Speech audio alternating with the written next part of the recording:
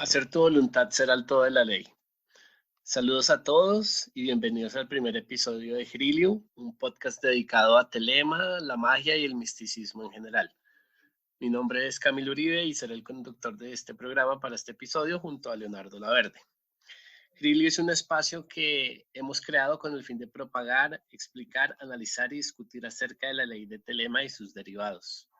También exploraremos en el futuro temas de interés de magia occidental como lo pueden ser aurora dorada, rosacrucismo, masonería, magia egipcia, cábala, hermetismo y demás ramas del estudio esotérico. Escogimos el nombre de Griliu porque viene de la misa gnóstica, hace referencia al sonido de la unión de opuestos, que es ese estado de no dualidad que busca cada viajero que está en el sendero del conocimiento de sí mismo. Bueno, en este primer episodio, que ha sido creado en colaboración con Leonardo Laverde, les quiero comentar un poco acerca de Leonardo. Leonardo es un viajero y compañero del camino espiritual. Lo conozco hace más de 10 años. Hemos compartido camino en la Ordo Templi Orientis. También ha trabajado 4 años en la Arcanum Ordo Nigris Solis y 2 años en la Astrum Argentum. Actualmente se encuentra trabajando el linaje de la Ordo Saturni. Y en mi caso, he tenido la oportunidad de trabajar con 3 ramas de la Ordo Templi Orientis, 2 ramas del Astrum Argentum. Llevo hasta la fecha 20 años en el estudio y la práctica con tradiciones telémicas. Y muchas de las personas que me conocen en el ámbito de estas tradiciones me referencian por el nombre con el que me inicié al principio de mi camino, que es Quillo, que hace referencia al término espíritu. Bueno, Leonardo, ¿cómo va? ¿Cómo está? ¿Qué más, Quillo? ¿Cómo vamos? Bien, bien. Bueno. Bueno, la idea entonces de nuestro primer episodio es darle a las personas como una idea de cómo funciona la corriente 93.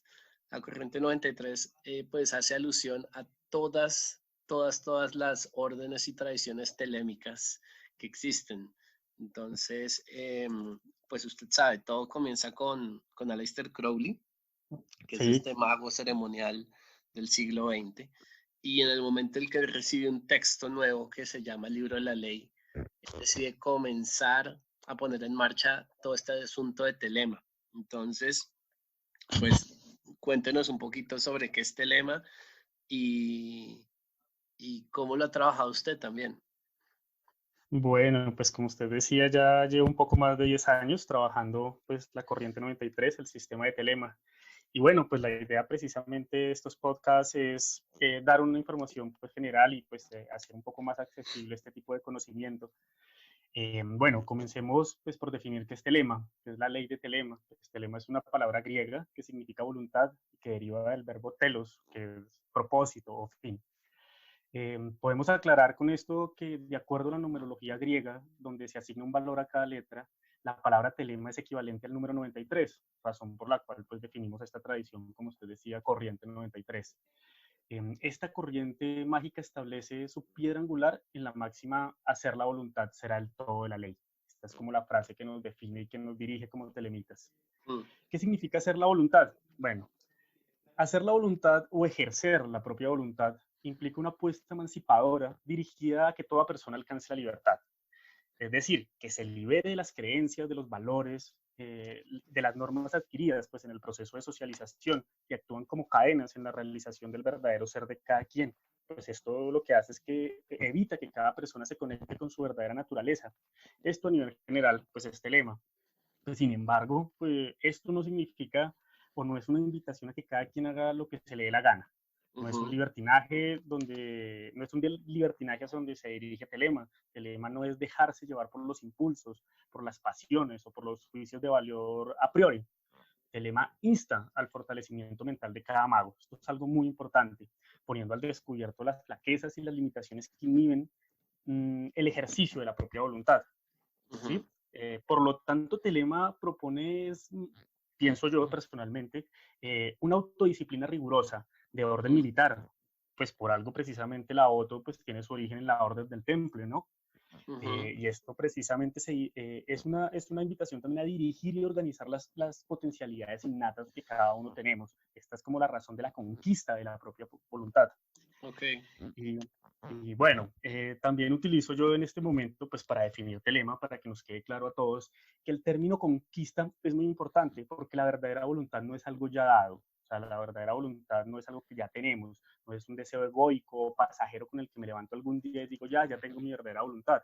La verdadera voluntad es algo que se conquista y se construye día a día en una lucha interior.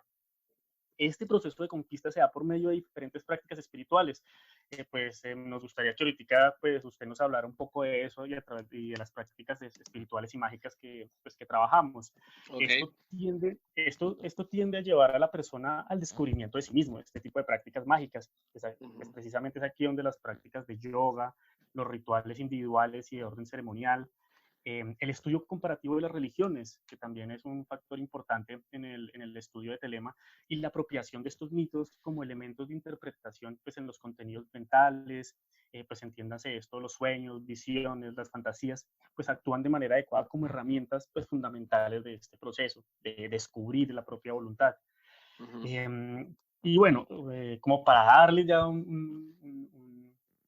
una visión global a esto, pues de la misma forma nosotros como telemitas, a las personas que no están interesadas en el descubrimiento de su verdadera voluntad, pues con todos los sufrimientos y disciplinas que esto conlleva, porque este proceso es un proceso que por lo general nos cuesta a los magos, enfrentarse consigo mismo y llegar al punto primordial de nuestro ser, implica también un enfrentamiento fuerte con las partes de nosotros que no nos gustan y con todo un ropaje cultural que ha ensombrecido nuestra verdadera libertad o nuestra verdadera naturaleza. A las personas que no están interesadas en este descubrimiento, en este camino de autodescubrimiento, los llamamos como telemitas esclavos. Pues esto lo hago referencia pues, por medio de pues, nuestra carta magna, que es el Libros, pues en la medida que una persona que no ejerce su verdadera voluntad se acomoda a la voluntad de otro y carece de la fortaleza para brillar como una estrella única y autoexistente. Este es como que de manera global lo que podemos decir acerca de Telema. Pero a mí me parece chévere recalcar ahí unos aspectos que usted decía, porque lo que yo entiendo de Telema es que Telema es básicamente un camino de autodescubrimiento, y ese camino de autodescubrimiento me lleva a tratar de entender quién soy y cuál es como mi propósito, pero no en un sentido de, ay, mi propósito es ser el mejor panadero, mi propósito es ser el mejor ingeniero, sino como de, ya estamos hablando a nivel de existencia, ¿no? ¿Cuál es el Claro, propósito de mi existencia? ¿Por qué existo como ser, como individuo? Y eso es lo que, en otras palabras, palabras más, palabras menos, es la iluminación. La iluminación, ¿qué es lo que Telema al final del día quiere ofrecerle al individuo? Me parece como importante señalar, es algo que sí es lograble, ¿sí?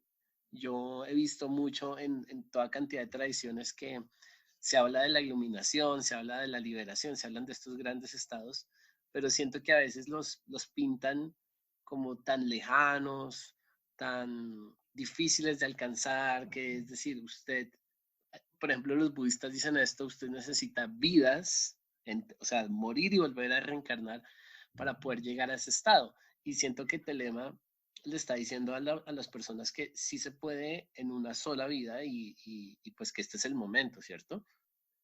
claro, esto es muy importante pues en Telema, ¿no? Nos empuja precisamente a emprender esa guerra lo antes posible. Bueno, creo que también esa idea, no sé, usted nos dirá si viene también del Tantra, de que debemos iluminarnos y liberarnos en esta encarnación. Sí, lo que pasa es que hay tradiciones, yo creo que del siglo X en adelante se comienzan a crear tradiciones, tanto en Occidente como en Oriente, que ya comienzan a cambiar su forma de pensar acerca de la iluminación. El Tantra, como usted lo dice, viene del siglo X, oficialmente.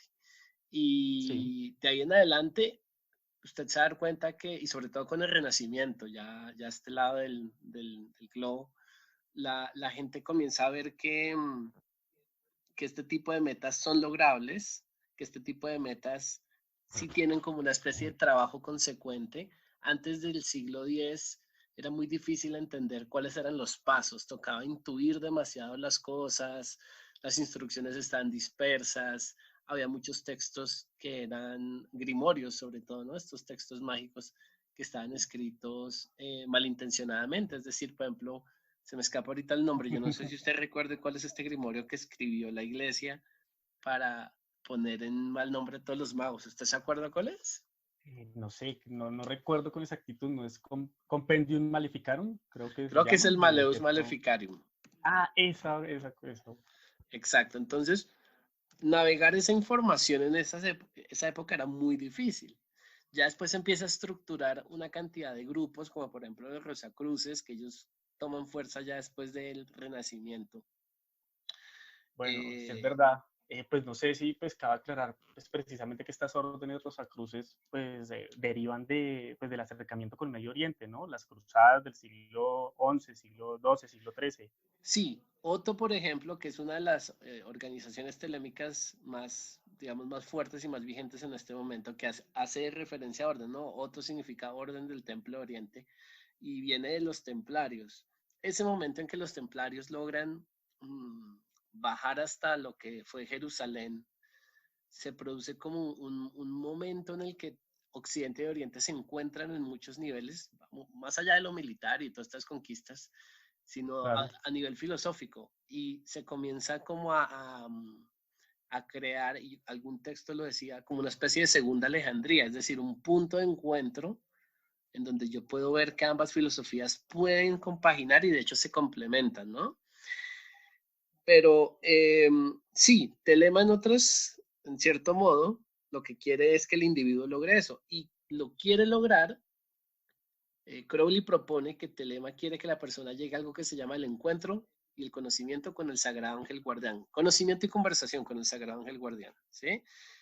Sí, Para sí. usted, ¿cómo funciona esto? ¿Qué significa conocer y encontrarse con el Sagrado Ángel Guardián? Bueno, hay términos que podemos poner aquí de manera equivalente. El encuentro con el Sagrado Ángel Guardián, encontrar la verdadera voluntad o despertar la serpiente de fuego, son términos pues, que podemos utilizar aquí de manera equivalente.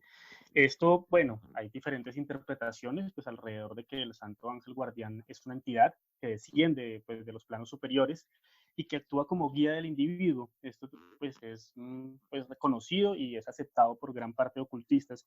Sin embargo, también hay otras versiones que también son importantes y complementarias, donde tiene que ver con lo que estaba tratando anteriormente de la verdadera voluntad, que es encontrar la órbita personal, decía Crowley, que es como ver cuál es el movimiento o cómo se resuelve la ecuación de todo mi ser. Lo que yo estaba diciendo es como una especie de vector en el que se contienen todas las cosas que yo tengo interiores para organizar cuál es mi propia naturaleza y mi destino en esta vida.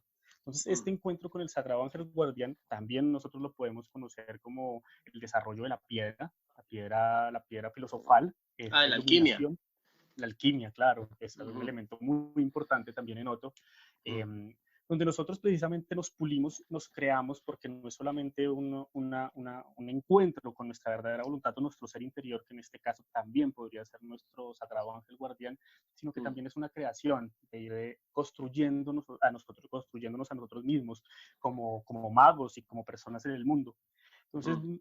este es como el punto primordial. Ese encuentro con el Sagrado Ángel Guardián tiene que ver con esto de la iluminación, ¿no? La iluminación tiene que ver precisamente el término con iluminar, como que la conciencia se ilumina de un estado de sombras en el que existe normalmente la humanidad, ¿no? Sí, Sin irme muy lejos, pues a ese punto donde la humanidad se encuentra, como se compone la iniciación, el ser humano se encuentra por el mundo desnudo, atado de pies y manos y ciego. Entonces, ujú. iluminarse significa haber quitado esas cadenas y pues habernos quitado la venda. Exactamente. Es que acá tengo una cita sobre el encuentro con el Sagrado Ángel Guardián de Crowley. Crowley dice que el encuentro con el Sagrado Ángel Guardián es la gran obra. La Él gran roba, obra. entre comillas, ese término de la alquimia, la gran obra. Y él dice, ¿qué es la gran obra? La gran obra es la unión de opuestos, es unir al alma con Dios, al microcosmos con el macrocosmos, al hombre con la mujer, al ego con el no ego. ¿Mm? Y este Sí, cuento de la gran obra o esta unión de opuestos, lo decía yo al principio del podcast, Crowley lo sintetiza con ese nombre de Grilio, que Trillium, sí. es esa palabra que sacerdote y sacerdotisa gritan, porque de hecho pues sí se grita en el momento clave de la misa gnóstica. Crowley en algún texto cuando está explicando esto dice, hace alusión al orgasmo, pero no se refiere al orgasmo físico, sino es a ese momento como de placer tan fuerte que surge de la unión de opuestos, que es el momento de la iluminación, ¿sí?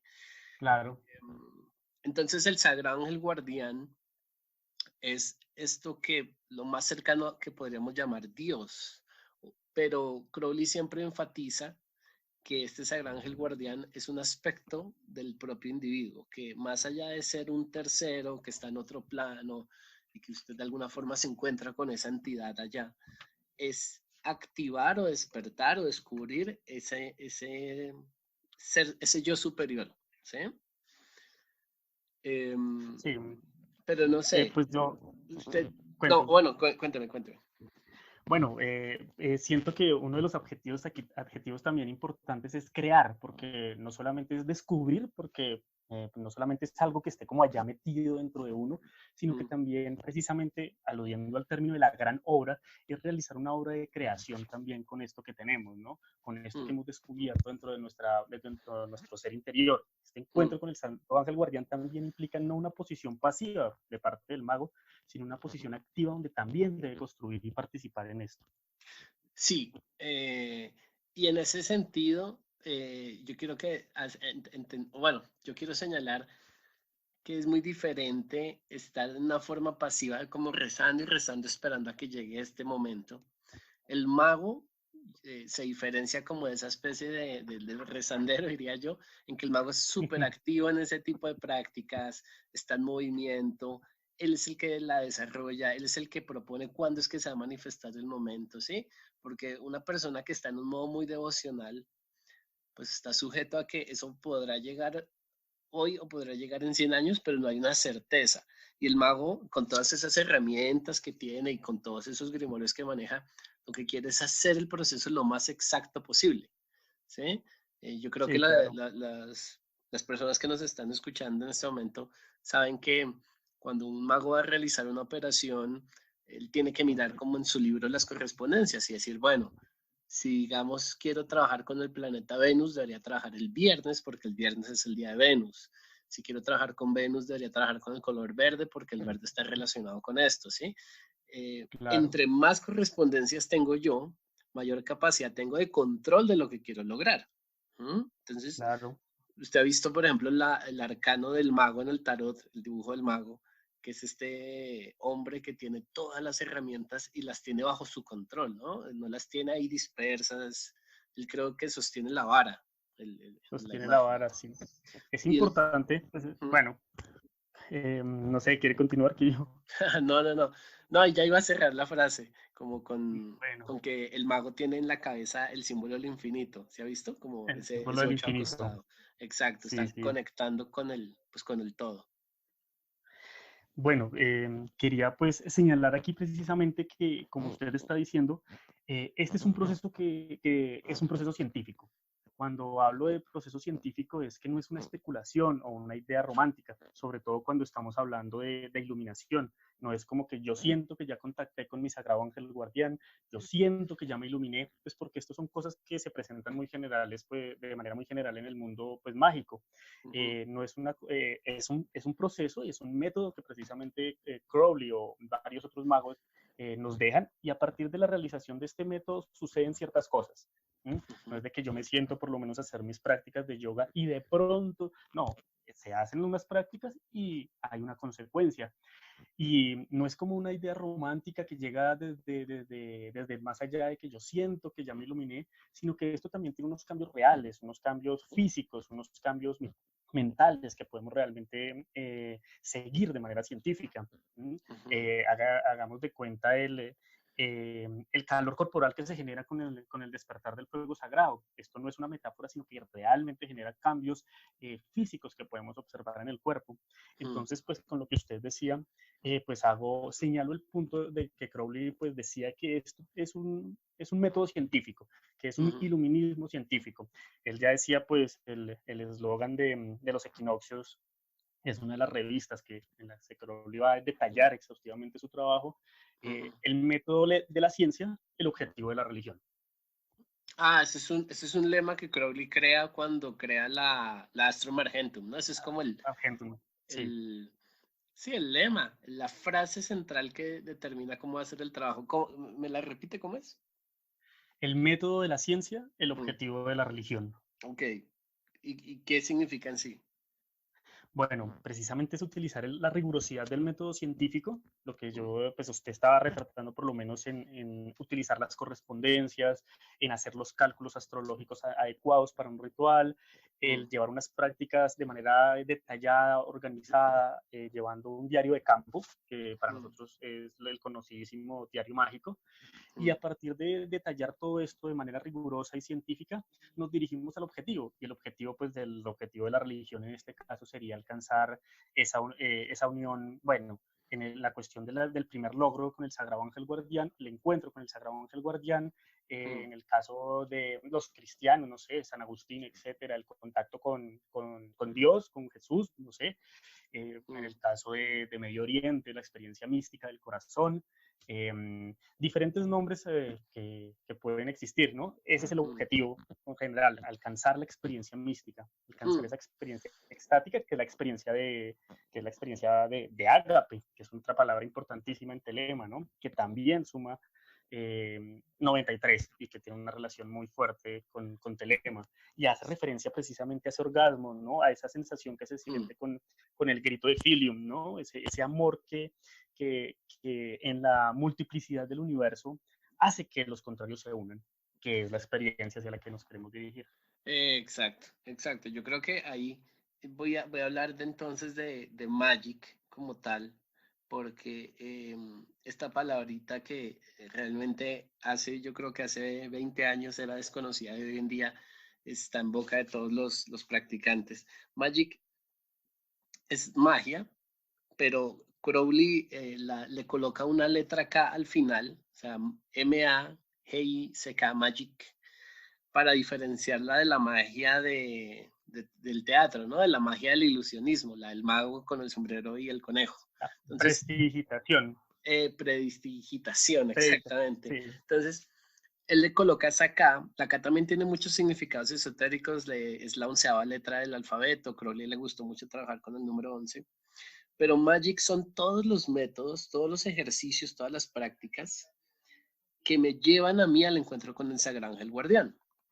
Él en 1929 termina escribiendo un libro que se llama Magic o Magia, Magia en Teoría y Práctica, que afortunadamente eh, hay una buena traducción de este libro.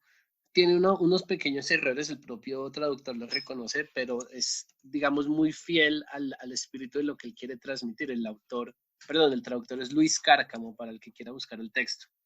Entonces, en Magia, Teoría y Práctica, Crowley, en 22 capítulos, quiere mostrar cómo es que se realiza ese proceso de encuentro con el Sagrado Ángel Guardián. Son 22 capítulos porque él dice que están conectados con los 22 arcanos del tarot. Ustedes saben que el tarot tiene 78 cartas, pero de esas 78, las primeras 22 son los grandes arcanos, el loco, el mago, la muerte, ¿sí? Digamos, las cartas clásicas que uno conoce del tarot.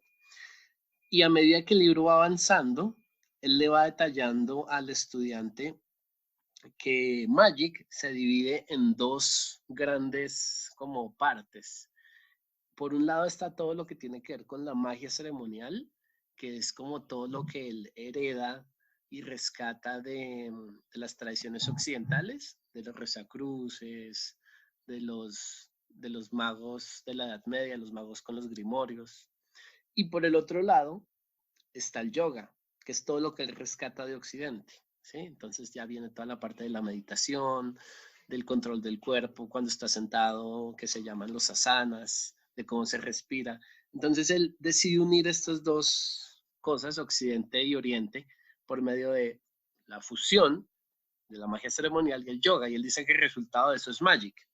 Y él se atreve a decir, que no me acuerdo si es en el primer o en el último capítulo, pero creería que es en el primero, que toda operación o todo ejercicio que no tenga como propósito conectar con el Sagrado Ángel Guardián, él dice que es magia negra. ¿Mm? Sí, sí. Y él es un poquito controversial en eso porque él dice que, digamos, pedir dinero, digamos, hacer una operación mágica para obtener dinero, sería magia negra si es dinero para, no sé, para comprarme una botella de vino.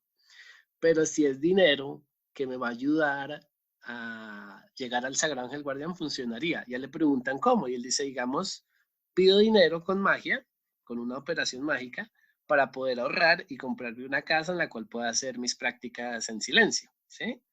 Entonces, ¿usted qué opina sobre eso? ¿Usted cree que hay gente que se puede como autoengañar con este cuento? Usted en su camino, ¿qué ha hecho para usted qué es la magia negra, por ejemplo? Bueno, pues la verdad siento que son términos bien complejos de manejar y que Mm, pues ya implican pues un bagaje moral personal de cada quien.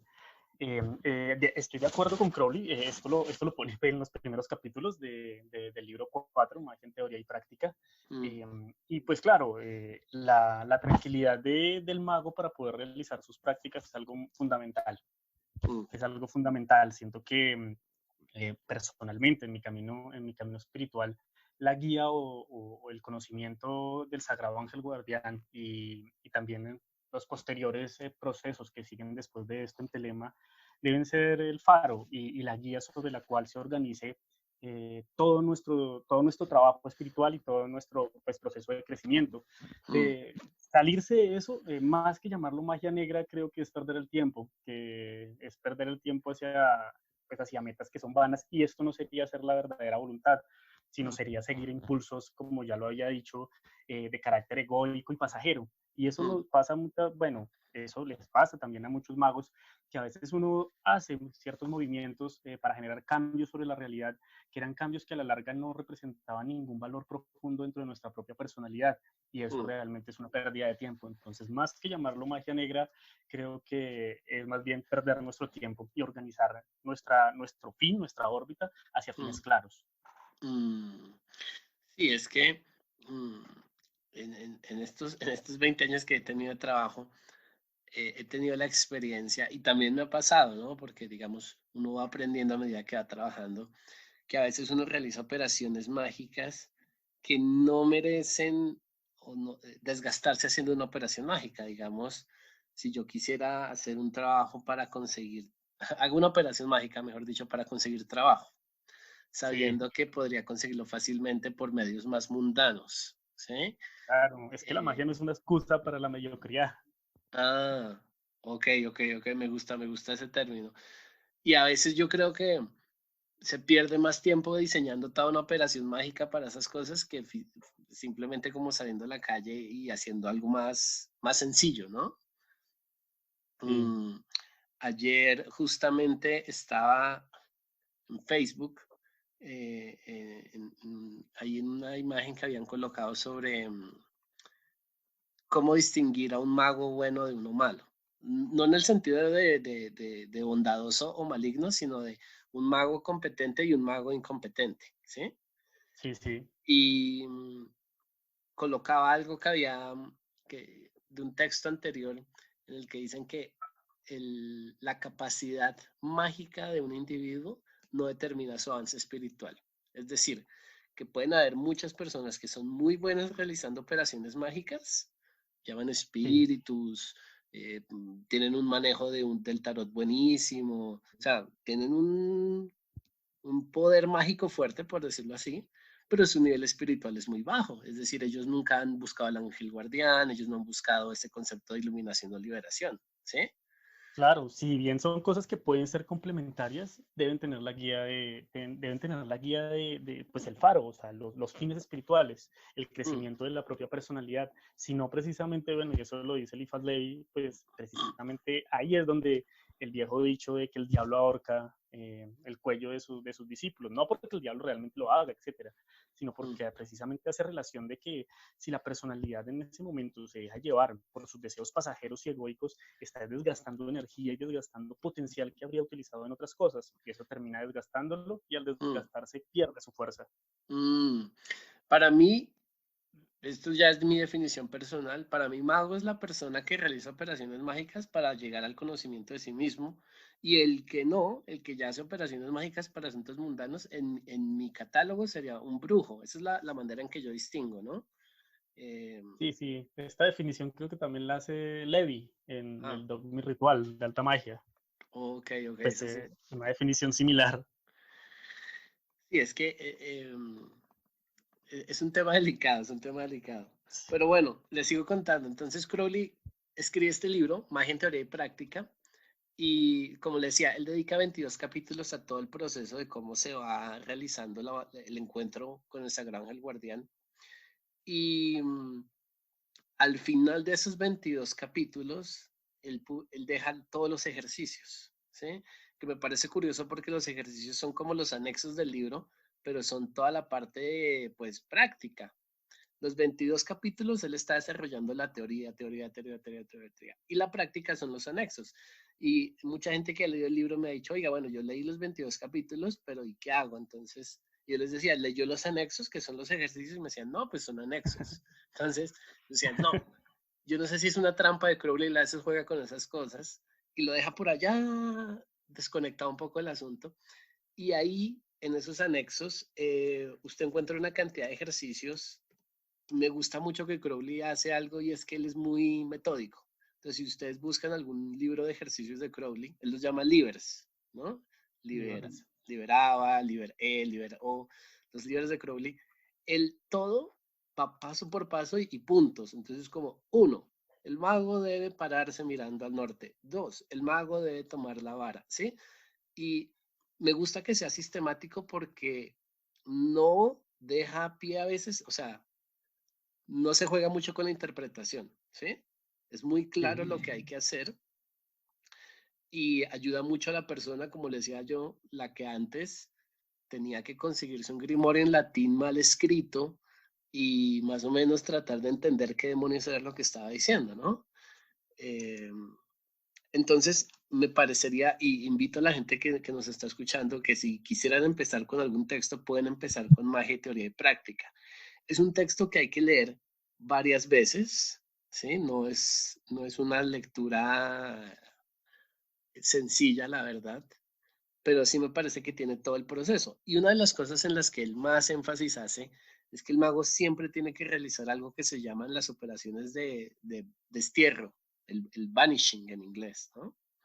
Sí. ¿Usted qué nos puede contar sobre eso?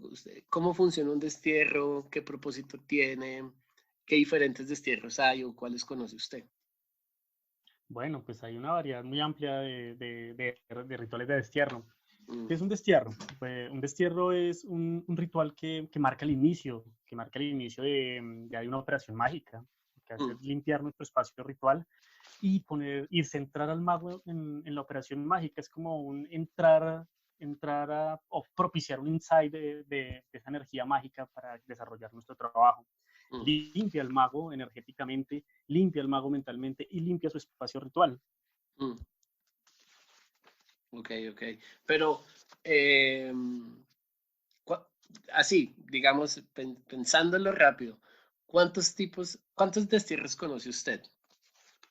Uy, pues en Más este o momento no menos, recuerdo, pero por lo menos unos unos seis o siete, 6. diría yo. Y todos Hay una tienen como variedad muy amplia. todos tienen Sí. esa misma como formato que usted acaba de decir, que lo que yo quiero es como limpiar el espacio, ¿cierto?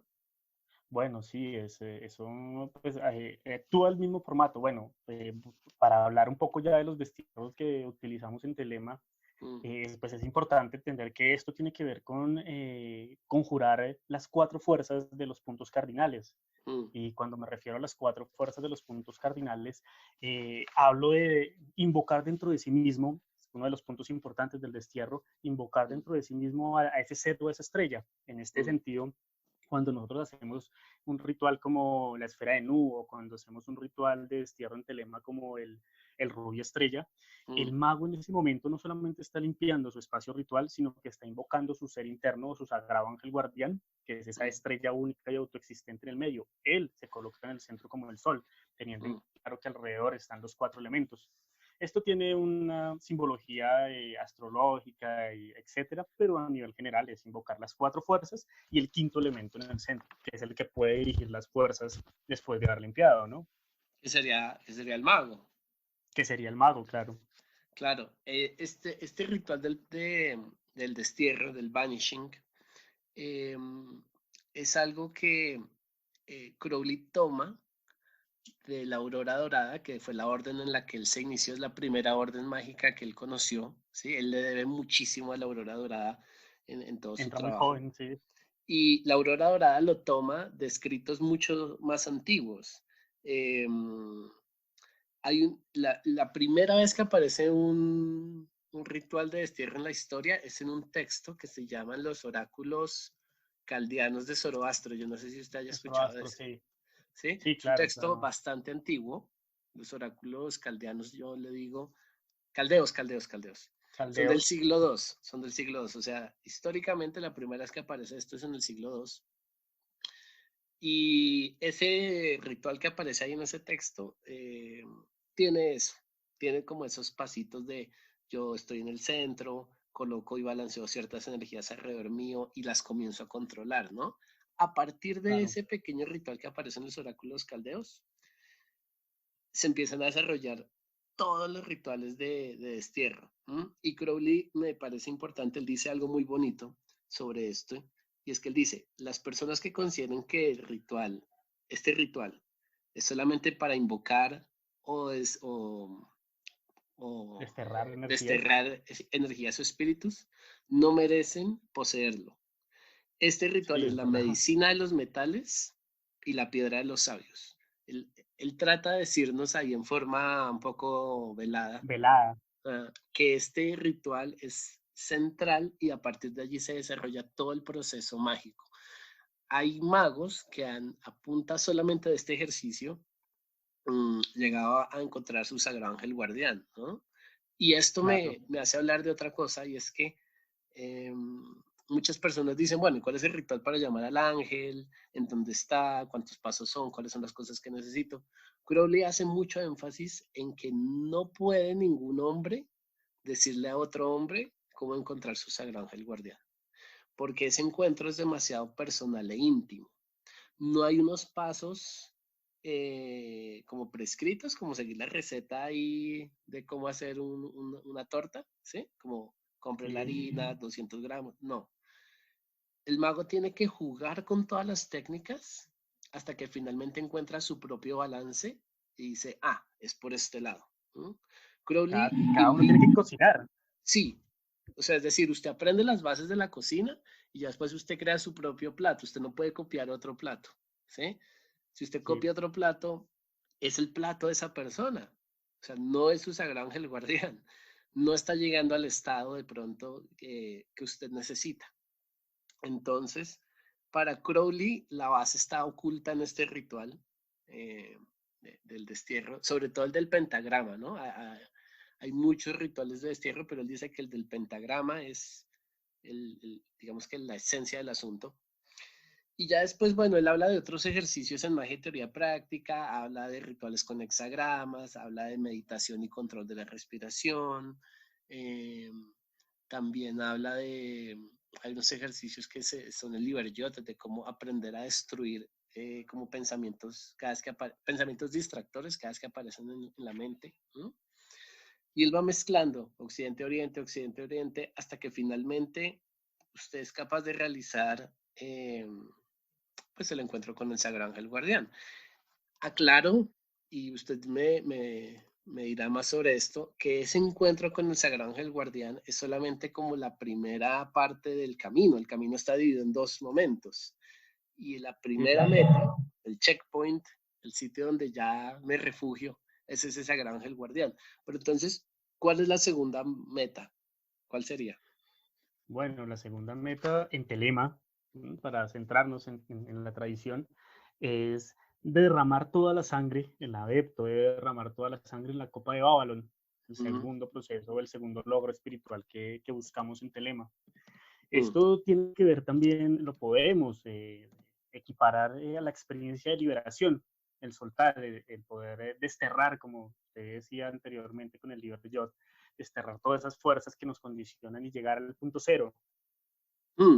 Pero háblenos de Babylon, porque de pronto algunas personas no saben bien cómo es el asunto de Babylon. ¿Quién es Babylon? Bueno, Babylon es uno de los arquetipos pues, más importantes dentro de la tradición de Telema. Ella es la reina de la ciudad de las pirámides. Ella se encuentra, pues, en un nivel arriba o superior desde el cual está empujando al adepto a la ascensión. Ella es la puerta del sol. Cuando hablamos de la puerta, hablamos de que el encuentro con el santo nos convierte a cada uno en estrellas. El sol es una estrella y es la puerta por la que el sol entra para llegar a ese punto vacío, para llegar a eso que podríamos denominar eh, el sol negro, ese contrario oscuro no en el sentido de maligno, sino ese oscuro en el sentido de la nada, ese sentido de vacío, como lo decían, ese vacío del que los budistas también hablan. Ah, ok. O sea que, y esto me parece, hay dos fórmulas en Telema que resumen el camino. La primera se llama Lux, pues que significa luz en latín, y Lux tiene que ver con todo el encuentro con el Sagrado Ángel Guardián, Lux, Iluminación, sí. iluminación. Y después llega la segunda fase, que es esta que estamos hablando con Babylon, y también con Therion, que es su contraparte, que se llaman la fórmula Nox. Nox significa en latín noche, ¿sí? Y qué bueno que usted haga referencia a que esa noche, ese Nox, no es fuerzas oscuras, fuerzas satánicas, fuerzas del mal, sino que el Nox hace referencia al estado de disolución. Lo primero que yo quiero es la Disolución. iluminación y después quiero la disolución. Eh, Aquí por, esto, aquí esto es muy importante, bueno, ah, pongo este paréntesis porque Telema también dice, bueno, en la mayoría de tradiciones religiosas, tanto se dirigen sea a las experiencias de luz o sea a las experiencias de Nox. Sin mm, embargo, lo que hace Telema es decir que es mucho más fácil vaciar una copa cuando la hemos llenado inicialmente. Entonces, inicialmente buscamos la experiencia con el Sagrado Ángel Guardián, que es mm. llenar la copa para poder tener mucho más sentido de qué significa vaciarla. Ok, ¿y la copa qué sería? La copa sería el individuo, la mente, ¿cómo lo...? Bueno, pues podrían ser todas las anteriores. Sí, Podrían ser todas las anteriores, tanto el individuo, la mente y todo lo que contiene ya, pues, su ser en sí. la copa es el individuo, Sí, sí, podríamos ponerlo y de el manera sencilla. universo, el Y el universo, universo, claro. hay una base de la magia occidental y es que hay microcosmos, que es la persona, y el macrocosmos, que es lo que está afuera, y que microcosmos y macrocosmos son lo mismo, ¿no? Eso sí, entonces la copa soy yo, pero la copa también es, pues, el universo en sí, lo que me rodea. Esa segunda meta, que es la disolución, eh, Crowley la llama también cruzar el abismo. Entonces, él dice, en el trabajo espiritual hay dos objetivos, el ángel y el abismo. Ángel, abismo, ángel, abismo. Hay algunas personas que de hecho se atreven a decir que la orden de Crowley, la Astrum Argentum, las siglas AA, también pueden significar eso. A de ángel, angel, y A de abismo, que en inglés es abyss. Eh, y es una buena forma como de recordar hacia dónde quiero ir. Ángel luz, abismo oscuridad. O ese sol negro que hay que como quitarle esa, ¿cómo se diría, Leo? Como quitarle lo Como demónico. ropaje, o bueno, bueno, quitarle lo demónico, pues es que también, quitarle ese contenido también de oscuro, ¿no? Quitarle ese contenido de maligno, que también es Sí, una cuestión moralmente de león pasado, de león de Osiris. exacto, exacto. El sol oscuro o el sol negro es simplemente como el punto de origen de la propia luz, ¿sí? El punto de origen de la propia luz es ese sol negro o ese sol oscuro al que se quiere llegar. Hay personas que con esto se asustan y dicen, ay, ¿cómo así? Yo pensé que todo era luz, pero pues mm, todas estas tradiciones esotéricas siempre apuntan al balance de opuestos. Ni El solo balance opuesto. luz, ni solo oscuridad. ¿Sí? Crowley también en algún texto, creo que es el Liber Sadi, él referencia que un adepto debería tener los pies en el infierno y la cabeza en el cielo. Cielo. ¿Sí? Sí, es verdad. Y de alguna forma yo encuentro el balance ahí, porque demasiada luz me enceguece, no puedo ver de la cantidad de luz que hay, y demasiada oscuridad también me enceguece, porque no puedo ver absolutamente nada. Tengo que encontrar ese punto medio, que es justamente el camino del mago. Entonces, cruzar el abismo, que ya es la segunda meta, eh, en el hinduismo, le hablo un poquito, yo manejo un poco de tradiciones hindúes, se llama el Shiva Darshana. Shiva Darshana significa la visión de Shiva, la aparición de Shiva. Y pues algunos de ustedes sabrán, Shiva es el dios de la destrucción, ¿sí? Justamente Sí, hace referencia a ese momento en que cuando yo llego a ese estado, se destruye o se disuelve el universo, se disuelve mi ego. Pero aquí llegamos a otro punto que me parece delicado. Le quería preguntar sobre su experiencia con esto, Leo. Y es que algunas personas dicen que, que el ego del mago no se debería destruir, sino que de hecho se debería fortalecer, ¿sí? Porque pues el ego del mago es de alguna forma esa nueva personalidad espiritual. Y hay caminos, he escuchado de caminos que quieren es eso, que el ego del mago sea cada vez más poderoso. Ellos llaman a eso la apoteosis. ¿Usted ha sí, escuchado de eso? sí, claro. Pues bueno, pues personalmente creo que hay un problema etimológico aquí, porque no podemos confundir el ego de las pasiones o el ego pues, de impulsos pasajeros, Mm, que es un ego condicionado por el proceso de socialización, culturalmente, mis vacíos emocionales, a nivel general mis deseos pasajeros mm, con el ser interior, o sea, lo que por lo menos, bueno, se llama ese proceso, de ese individuo como ser que se debe fortalecer. mm, Siento que no lo podemos equiparar. mm. Entonces, ahí creo que es un problema etimológico. Ok, ok. Sí siento, bueno, eso de pronto lo podremos hablar en un problema, un problema, en un programa futuro, que está el problema de qué debería ser el mago con con su individualidad, ¿no? Que es un tema un poquito más filosófico. Entonces, esas son las dos metas que nos plantea Crowley, Ángel y Abismo, Lux y Nox, y él para poder ayudar a la gente, porque él se considera el profeta de estas enseñanzas, el profeta de León de Horus, dice él, decide crear unos grupos, unas logias, unas órdenes, unas tradiciones para encaminar a la gente a hacer este tipo de cosas. Él crea oficialmente el Astrum Argentum, es de él, no es de nadie más, él la creó, a pesar de que él dice que el Astrum Argentum ha existido desde el principio de los tiempos, porque es como una especie de corriente iniciática universal. Lo que él hace es como darle forma en el siglo XX, ¿sí? Sí. Eh, y después él entra a otra orden y termina, digamos, apropiándose de ella y convirtiéndola a todo este tipo de tradiciones e información telémica, que es la OTO.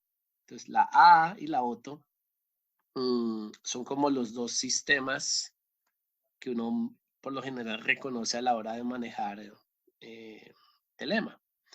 Usted ha estado en la OTO y usted ha estado en la A, yo también. Los dos hemos estado en diferentes momentos trabajando estos sistemas. ¿Cómo le fue en la OTO? O sea, si tuviera que explicarle a alguien que no tiene ni idea de la OTO qué es, qué se hace ahí. Bueno, la Oto, en mi experiencia personal, pues fue una logia que me permitió a mí ubicar y organizar todo el contenido de los sistemas mágicos.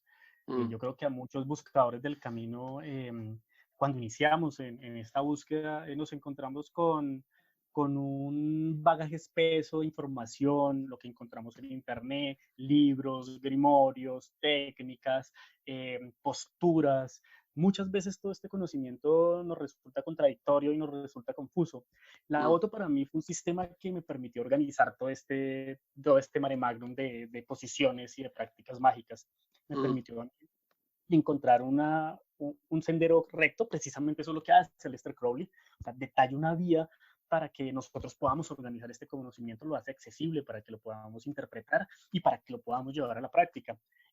Para mí el sistema de la OTO, con su sistema escalonado, de grados, de pruebas, me permitió a mí precisamente, o sea, algunos podrán decir que es un sistema un poco rígido en ese sentido, pero precisamente esa rigidez es la que me permitió a mí organizar de manera científica todo mm. este conocimiento que uno encuentra pues tan disperso en Internet. Es una especie de esqueleto para que cada quien pueda construir su propia voluntad o su Total, propio sendero mágico. total. Ese es el valor que yo veo en la OTO. Ok, ok. Y en la Astrum Argentum, ¿cuál sería la diferencia? Bueno, la Aston Argentum ya es buscar de manera directa esa conversación con el Sagrado Ángel Guardián y esos logros espirituales, pues de Mm, cruzar el abismo. Ya es una mm, manera práctica de poner en puntos reales todo el conocimiento que hemos organizado en Otto. En este momento ya cuando nos iniciamos o cuando tenemos esas iniciaciones en la AA, ya mm, nuestro camino se regula y se dirige hacia esa meta. mm. Ya, yo con la experiencia que tuve, tanto en Otto como en AA, es también la forma de trabajo es muy diferente, porque Otto es una fraternidad, entonces en Otto yo estoy trabajando en grupo, mientras que la AA no es una fraternidad, sino es una escuela iniciática, entonces yo no trabajo en grupo, sino trabajo solamente con un maestro, ¿sí? La Otto, Sí. yo puedo estar, digamos, con 10 personas al tiempo avanzando a través de los grados, pero en la A yo soy yo y mi maestro de una forma muy personalizada, ¿sí? Que yo voy llegando a estas metas del ángel y el abismo, del Lux y el Nox.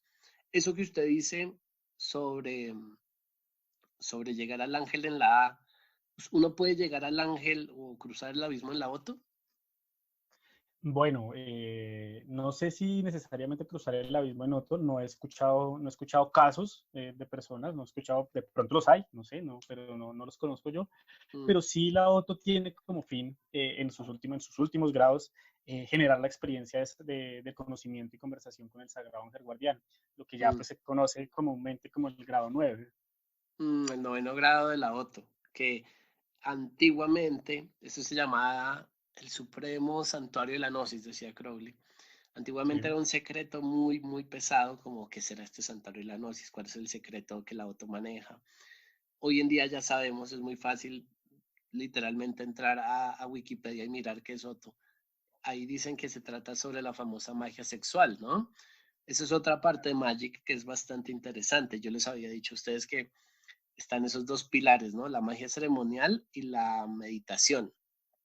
Y Crowley en Sí. algún punto de su libro de Magia, Teoría y Práctica, él dice que él descubre que un momento en el que la meditación y como que la magia ceremonial se encuentran es justamente allí, la magia sexual, que es un momento en el que toda la energía del cuerpo se estimula y el practicante tiene la habilidad de poder guiar esa energía a propósitos de llegar a esos trances supremos de la iluminación. Normalmente, pues el sexo sirve simplemente o para procreación o para, pues, placer. ¿Mm? Y Crowley dice, hay un tercer propósito que no es ni sexo ni placer, es la iluminación a través del sexo. Y yo creo que la magia sexual es una de las cosas más delicadas porque se puede malinterpretar y jugar muchísimo con eso. ¿Mm? Yo creo que la Sí, es magia verdad. sexual es una de las herramientas más poderosas que puede manejar un individuo que está buscando la iluminación, pero al tiempo lo puede guiar es a pegarse al placer, a estar es en búsqueda de un hombre o de una mujer que le ayude en esto, pero no con un propósito pues muy sagrado, ¿sí? Ese tema es delicado, ¿cierto? Es un tema delicado y sería bueno de pronto pues hacer futuros pues trabajos o futuros pues podcast alrededor de esto. Sí, uy, hacer un podcast hablando de toda la historia de la magia sexual es muy interesante, pues porque, obvio, no nace con Crowley, esto viene de Claro. mucho tiempo atrás y muchas tradiciones lo manejan. Em, bueno, ya nos estamos acercando al final del programilla de hoy, pero entonces antes de cerrar, toquemos esa última cosita, o mejor dicho, recapitulemos. Hablamos de telema, como toda la parte filosófica de cuál es el propósito, que es el Lux, el ángel, y el Nox, el cruce del abismo. Hablamos de Magic, que son como todos estos ejercicios y prácticas que nos llevan a ese propósito. Y hablamos de las órdenes, hablamos muy rápido de las órdenes, que son estos grupos que justamente están trabajando estas técnicas para llegar a ese propósito del ángel o el abismo. ¿Mm? Ujú. Em, yo creería que podemos cerrar un poquito hablando de el libro de la ley, porque el libro de la ley es el pilar central de Telema y de todo lo que hemos hablado, ¿sí? El Sí. libro de la ley es un texto que Crowley recibe en un trance en 3 capítulos, y esos 3 capítulos tienen 3 diferentes como personajes. El primer capítulo es una diosa egipcia que es Nuit. El segundo capítulo es un dios egipcio que se llama Hadith, y el tercer capítulo es otro dios egipcio que se llama Horus. Y cada uno de ellos le dice cosas diferentes a Crowley, ¿no? Porque Sí. todos son egipcios.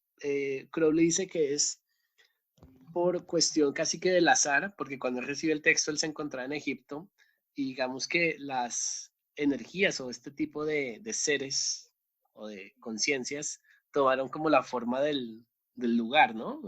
Hubiera sido muy diferente de Sí. pronto si lo hubiera recibido en, no sé, en Austria.